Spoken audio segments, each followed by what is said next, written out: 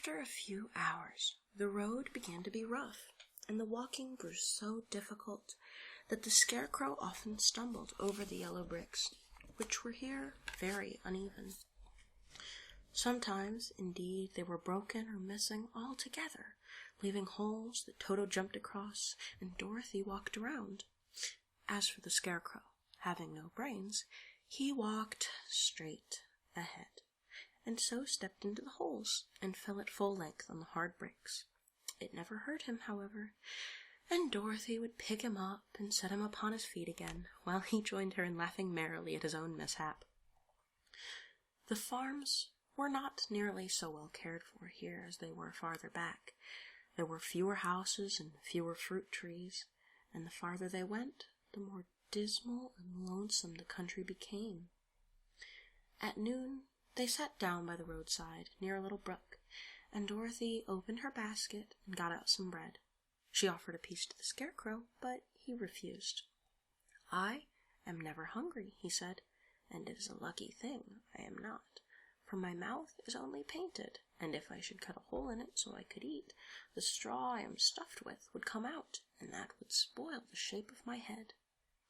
Dorothy saw at once that this was true, so she only nodded and went on eating her bread. "Tell me something about yourself and the country you come from," said the Scarecrow, when she had finished her dinner. So she told him all about Kansas, and how gray everything was there, and how the cyclone had carried her to this queer land of Oz. The Scarecrow listened carefully and said, "I cannot understand why you should wish to leave this beautiful country and go back to the dry, gray place you call Kansas." "That is because you have no brains," answered the girl. "No matter how dreary and gray our homes are, we people of flesh and blood would rather live there than in any other country, be it ever so beautiful. There is no place like home." The Scarecrow sighed. "Of course I cannot understand it," he said. "If your heads were stuffed with straw, like mine, you would probably all live in the beautiful places, and then Kansas would have no people at all. It is fortunate for Kansas that you have." "Won't you tell me a story while we're resting?" asked the child. The Scarecrow looked at her reproachfully and answered, "My life has been so short that I really know nothing whatever.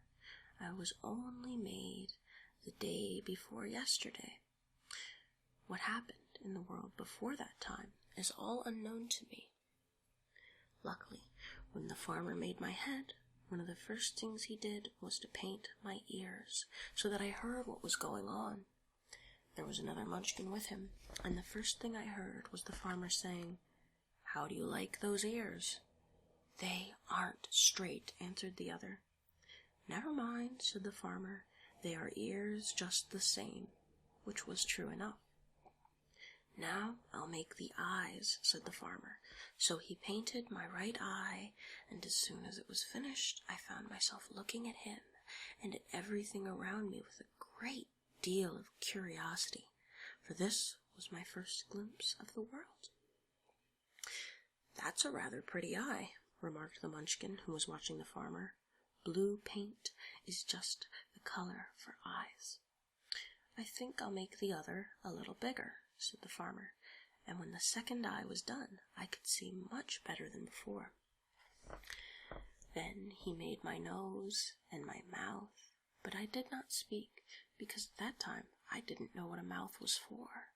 I had the fun of watching them make my body and my arms and legs, and when they fastened on my head at last, I felt very proud, for I thought I was just as good a man as anyone. "This fellow will scare the crows fast enough," said the farmer. "He looks just like a man." "Why, he is a man," said the other, and I quite agreed with him. The farmer carried me under his arm to the cornfield and set me up on a tall stick, where you found me. He and his friend soon after walked away and left me alone. I did not like to be deserted this way, so I tried to walk after them, but my feet would not touch the ground, and I was forced to stay on that pole. It was a lonely life to lead, for I had nothing to think of, having been made such a little while before. Many crows and other birds flew into the cornfield, but as soon as they saw me, they flew away again, thinking I was a munchkin, and this pleased me and made me feel that I was quite an important person. By and by, an old crow flew near me, and after looking at me carefully, he perched upon my shoulder and said, "I wonder if that farmer thought to fool me in this clumsy manner. Any crow of sense could see that you are only stuffed with straw."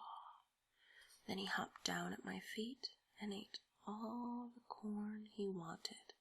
The other birds, seeing he was not harmed by me, came to eat the corn too, so in a short time there was a great flock of them about me. I felt sad at this, for it showed I was not such a good scarecrow after all. But the old crow comforted me, saying, "If you only had brains in your head, you would be as good a man as any of them, and a better man than some of them. Brains are the only things worth having in this world, no matter whether one is a crow or a man." After the crows had gone, I thought this over and decided I would try hard to get some brains.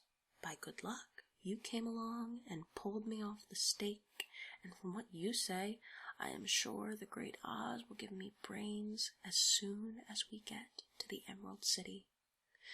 "I hope so," said Dorothy earnestly, "since you seem anxious to have them." "Oh, yes, I am anxious," returned the Scarecrow. "It is such an uncomfortable feeling to know one is a fool."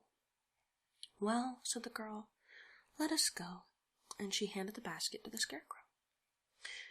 There were no fences at all by the roadside now, and the land was rough and untilled. Toward evening they came to a great forest, where the trees grew so big and close together that their branches met over the road of yellow brick. It was almost dark under the trees, for the branches shut out the daylight, but the travelers did not stop and went on into the forest. "If this road goes in, it must come out," said the Scarecrow, "and as the Emerald City is at the other side of the road, we must go wherever it leads us."